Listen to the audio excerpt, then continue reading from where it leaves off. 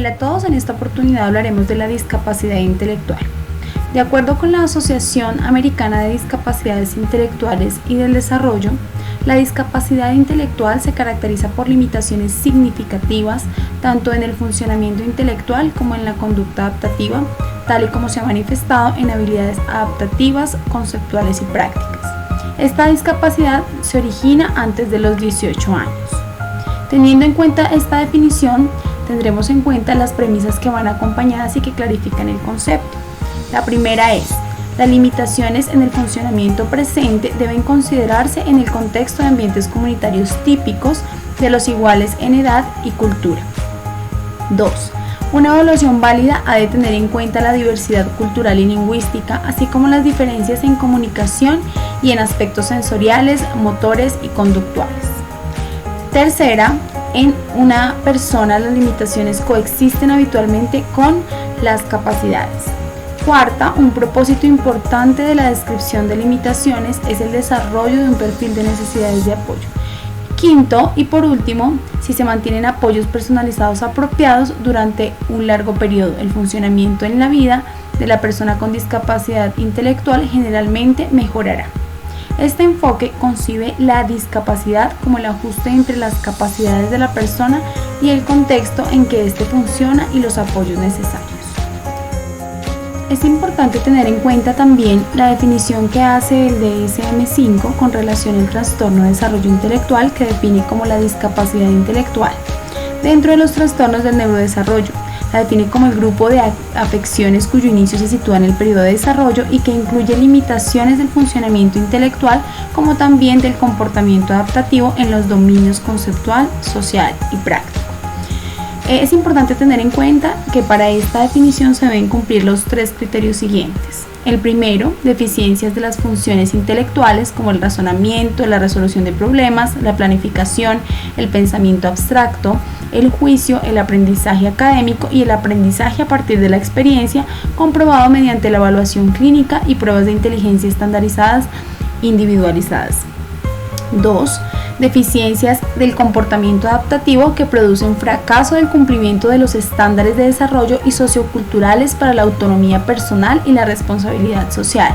Sin apoyo continuo, las deficiencias adaptativas limitan el funcionamiento en una o más actividades de la vida cotidiana, como la comunicación, participación social, vida independiente en los últimos entornos.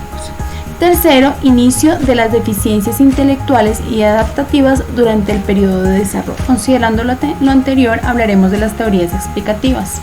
Una de ellas hace referencia al paradigma funcionalista. Desde este enfoque, la educación especial parte del supuesto de que la deficiencia mental es una característica intrínseca del sujeto, que puede ser medida y diagnosticada, y su acción va encaminada hacia la rehabilitación y curación de los déficits con el objetivo de conseguir que los sujetos con deficiencia mental o discapacidad sean más funcionales dentro de la sociedad, utilizando metodologías individualizadas y exclusivas. Otra postura es el del paradigma constructivista y constructivista crítico, que consideran que la deficiencia mental no existe en sentido absoluto, es interactiva y es el reflejo de una situación concreta.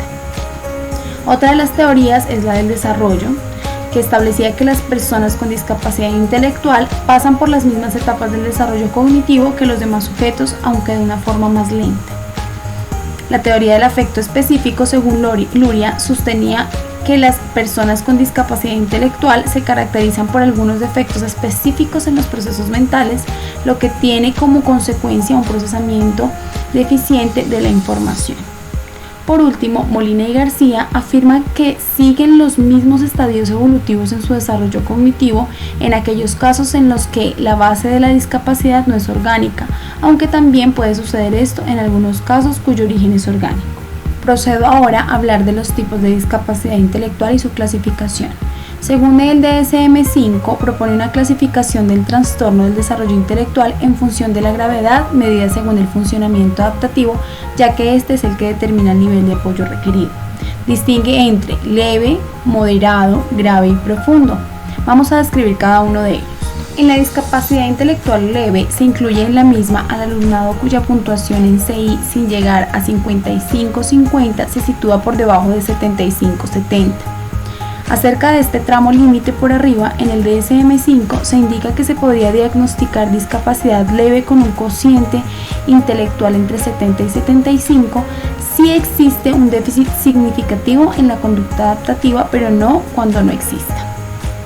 En la discapacidad intelectual moderada se incluye en la misma el alumnado cuya puntuación en 6 se sitúa en el intervalo entre 55, 50 y entre 40 y 35.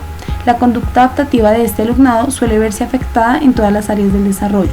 Supone alrededor del 10% de toda la población con discapacidad intelectual.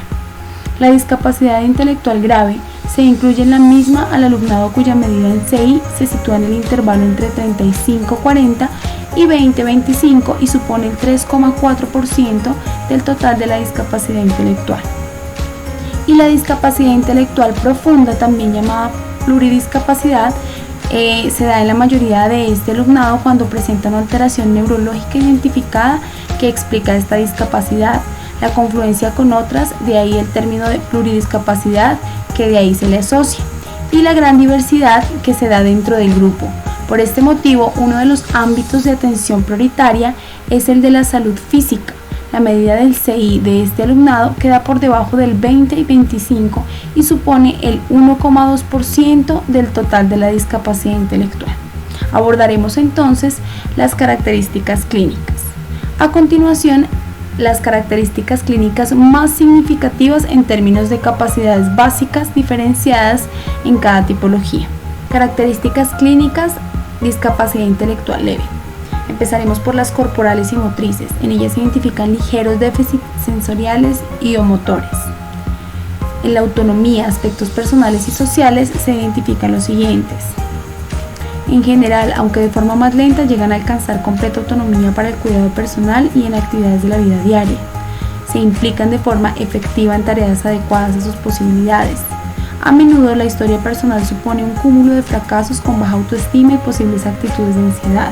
Suele darse en mayor o menor grado falta de iniciativa y dependencia del adulto para asumir responsabilidades o realizar tareas. El campo de relaciones sociales suele ser restringido y puede darse en el sometimiento para conseguir aceptación. En situaciones no controladas puede darse inadaptación emocional y respuestas impulsivas o disruptivas. A nivel cognitivo se evidencian dificultades para discriminar los aspectos relevantes de la información, de simbolización y abstracción, también para extraer principios y generalizar los aprendizajes. También dificultades en habilidades metacognitivas, es decir, estrategias de resolución de problemas y de adquisición de aprendizajes. En cuanto a comunicación y lenguaje, logramos identificar un desarrollo del lenguaje oral siguiendo las pautas evolutivas generales, aunque con retraso en su adquisición. Vemos también lentitud en el desarrollo de habilidades lingüísticas relacionadas con el discurso y de habilidades pragmáticas avanzadas o conversacionales. Posee adecuación al contexto, sin embargo, le dificulta tener en cuenta a la otra persona. Dificultades en comprensión y expresión de estructuras morfosintácticas complejas y de lenguaje figurativo, es decir, expresiones literarias o metáforas. Posibles dificultades en los procesos de análisis y síntesis de adquisición de la lectoescritura y más frecuentemente en la comprensión de textos complejos. Vamos ahora con las características clínicas de la discapacidad intelectual moderada. Abordaremos las corporales y motrices. En este sentido encontraremos ligeros déficits sensoriales, mayor posibilidad de asociación a síndromes. En cuanto a autonomía, aspectos personales y sociales alcanzan un grado variable de autonomía en el cuidado personal, es decir, comida, aseo, control de esfínteres, etc. y en las actividades de la vida diaria. Puede darse problemas emocionales y rasgos negativos de la personalidad. El escaso autocontrol hace que en situaciones que les resulten adversas puedan generar conflictos. Precisan también de la guía del adulto y suele ser necesario trabajar la aceptación de las tareas y su implicación en las mismas. Con frecuencia muestran dificultad para la interiorización de convenciones sociales y en el campo de las relaciones sociales suele ser muy restringido. Cognitivas. Se evidencian déficits, a veces importantes en funciones cognitivas básicas como atención, memoria y tiempo de latencia. Por lo general, se evidencian también dificultades para captar su interés por las tareas y para ampliar su repertorio de intereses. También para acceder a información de carácter complejo y en muchos casos para el acceso a la simbolización. Hay posibilidad de aprendizajes que supongan procesamiento secuencial y posibilidad de aprendizajes concretos y de su generalización a situaciones contextualizadas para lo que pueda precisar la medición del adulto. En cuanto a comunicación y lenguaje, su evolución es lenta y a veces incompleta en el desarrollo del lenguaje oral, pero según las pautas evolutivas generales, también se evidencian dificultades articulatorias que se pueden agravar por causas orgánicas como la respiración, configuración anatomofisiológica y tonicidad. Frecuente afectación en el ritmo del habla, la taquilalia, bradilalia y disfluencias como el tartamudeo o el farfulleo. Las anteriores características de habla afectan a la claridad del discurso. También se presentan dificultades para la adquisición y el uso de categorías morfológicas o gramaticales. Producciones de complejidad y longitud reducida en el plano sintáctico. Recurso al contexto extralingüístico para compensar dificultades de comprensión, inhibición en el uso del lenguaje, falta de interés, escasa iniciativa y con frecuencia adquieren niveles básicos de lectoescritura a menos de sus aspectos más mecánicos. Características clínicas graves. Vemos a nivel corporal que puede relacionarse con metabolpatías y alteraciones preoperinatales cromosómicas, neurológicas, biológicas, etc. Lentitud en el desarrollo motor que se manifiesta en dificultades para adquisición de la autoconciencia progresiva, conocimiento del cuerpo, control postural, equilibrio, desplazamientos, realización de movimientos manipulativos, elementales como alcanzar, arrojar y soltar. En autonomía vemos lentitud en la adquisición de destrezas motrices y manipulativas necesarias para el desarrollo de hábitos de autonomía como aseo, higiene, vestido, alimentación. También hay escasa conciencia de sensaciones relacionadas con la higiene y el aseo. A nivel cognitivo, distintos grados de retraso o trastorno en las funciones cognitivas básicas, dificultades en la simbolización, alteraciones en funciones metacognitivas como autocontrol y planificación, problemas de anticipación y de consecuencias y asociación causa-efecto, dificultades para aprender de experiencias de la vida cotidiana, dificultad para la generalización de cualquier tipo de aprendizaje. En comunicación del lenguaje hay varios, voy a mencionar algunos de ellos. Retraso en la adquisición del lenguaje, emisión tardía de las primeras palabras, dificultades en la comprensión, adquisición y uso de elementos morfosintácticos como género, número, tiempos y flexiones verbales. Pueden también llegar a ser funcionalmente un lenguaje con vocabulario y estructuras sintácticas muy elementales y en algunos casos no se adquiere lenguaje oral funcional.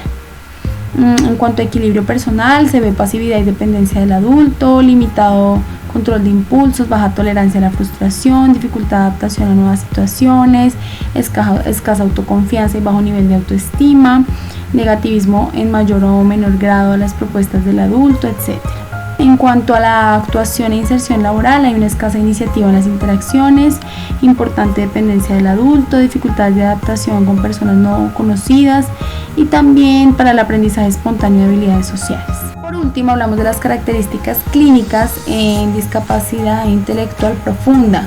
Están las corporales y motrices, allí se observa un precario estado de salud, importantes anomalías a nivel anatómico y fisiológico, alteraciones de origen neuromotor, alteraciones en los sistemas sensoriales, perceptivos, motores, etc., malformaciones diversas, enfermedades frecuentes. A nivel motriz, desarrollo motor desviado fuertemente de la norma, vemos graves dificultades motrices como la no abolición de algunos movimientos reflejos primarios ni aparición de secundarios, alteraciones en el tono muscular, escasa movilidad voluntaria, conductas involuntarias incontroladas, coordinación dinámica general y manual imprecisa, equilibrio estático muy alterado, dificultad para situarse en el espacio y en el tiempo. De autonomía nula o muy baja autonomía. A nivel cognitivo, bajo nivel de conciencia, limitado a nivel de percepción sensorial global, capacidad de reacción ante estímulos sensoriales muy contrastados. A nivel de comunicación de lenguaje nula o escasa intencionalidad comunicativa. En alguna ocasión puede reconocer alguna señal anticipatoria, ausencia de habla. Pueden llegar a comprender órdenes muy sencillas y contextualizadas relacionadas con rutinas de la vida cotidiana. No llegan a adquirir simbolización. En el equilibrio personal observamos limitado desarrollo emocional, escaso control de impulso, repertorio de intereses muy restringido, conductas desadaptadas consigo mismo, estereotipas, autoestimulaciones y autoagresiones. En cuanto a la inserción laboral y a la actuación, vemos limitada autoconciencia y de los demás, nulo o reducido interés por las interacciones. Con esto damos por finalizado nuestro video acerca de discapacidad intelectual. Muchas gracias.